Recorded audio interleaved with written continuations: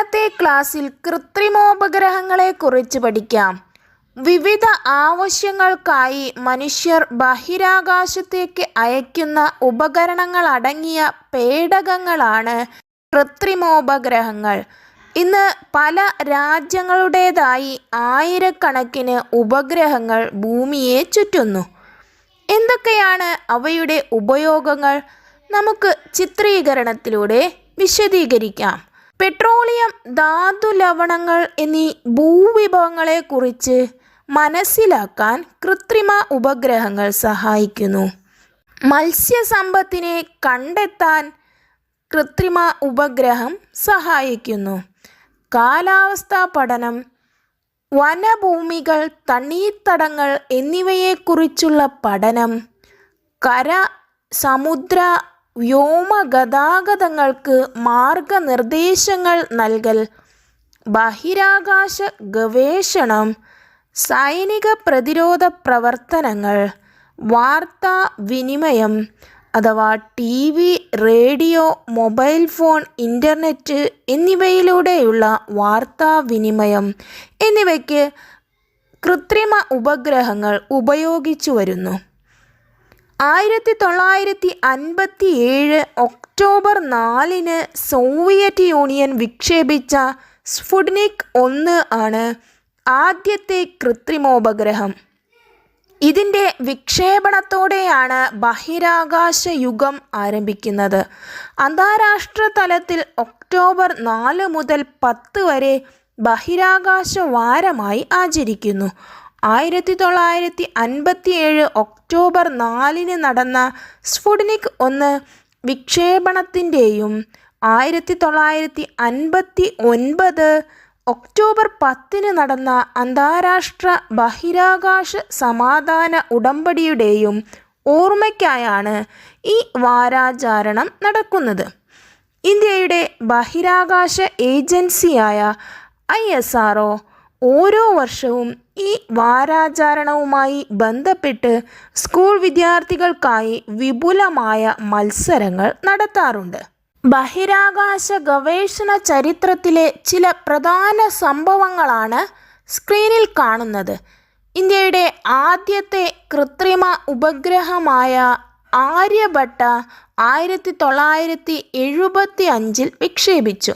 അമേരിക്കയുടെ ആദ്യ ഉപഗ്രഹ വിക്ഷേപണം 1958 നടത്തി. ലൈക്ക ആദ്യമായി ബഹിരാകാശത്ത് എത്തിയ ജീവിയായി. സോവിയറ്റ് യൂണിയനാണ് 1957 ലൈക്ക എന്ന നായ്ക്കുട്ടിയെ ബഹിരാകാശത്തേക്ക് എത്തിച്ചത്. വിക്ഷേപണ വാഹനങ്ങളെക്കുറിച്ച് നമുക്ക് മനസ്സിലാക്കാം. ബഹിരാകാശ പഠനത്തിനായി കൃത്രിമോപഗ്രഹങ്ങളെയും മനുഷ്യനെയും ബഹിരാകാശത്തെത്തിക്കേണ്ടതുണ്ടല്ലോ. ഈ ആവശ്യങ്ങൾക്കായി ഉപയോഗിക്കുന്ന വിക്ഷേപണ വാഹനങ്ങളാണ് റോക്കറ്റുകൾ. ദീപാവലിക്കും വിഷുവിനും പെരുന്നാളിനും ക്രിസ്മസിനുമെല്ലാം നാം കത്തിച്ചു വിടുന്ന ചെറിയ റോക്കറ്റുകളാണ് വിക്ഷേപണ വാഹനങ്ങളുടെ ആദ്യ രൂപങ്ങൾ. ഈ റോക്കറ്റിൻ്റെ രൂപം നോക്കൂ. സാറ്റേൺ 5 ആണ്. മനുഷ്യൻ ഇന്നേ വരെ നിർമ്മിച്ച റോക്കറ്റുകളിൽ ഏറ്റവും വലുതാണ് ഈ സാറ്റേൺ 5. മുകളിലേക്കെറിയുന്ന കല്ല് താഴേക്ക് വരുന്നത് കണ്ടിട്ടുണ്ടല്ലോ. ഭൂമി കല്ലിനെ ആകർഷിക്കുന്നത് മൂലമാണിത്.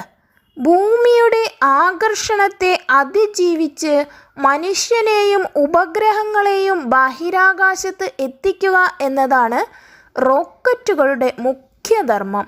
വിവിധ റോക്കറ്റ് വിക്ഷേപണങ്ങളെക്കുറിച്ച് നിങ്ങൾ വാർത്തകൾ ശേഖരിച്ച് ശാസ്ത്രപുസ്തകത്തിൽ ഒട്ടിച്ചു ചേർക്കുമല്ലോ.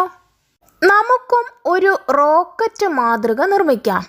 അതിന് ആവശ്യമായ സാമഗ്രികൾ: വണ്ണമുള്ള പൈപ്പുകൾ, ഷട്ടിൽ കോക്കിൻ്റെ ഒഴിഞ്ഞ കൂട്, കാർഡ്ബോർഡ് ചുരുട്ടിയുണ്ടാക്കുന്ന പൈപ്പ്, ഇവയിലേതെങ്കിലും ഒന്ന് മതി.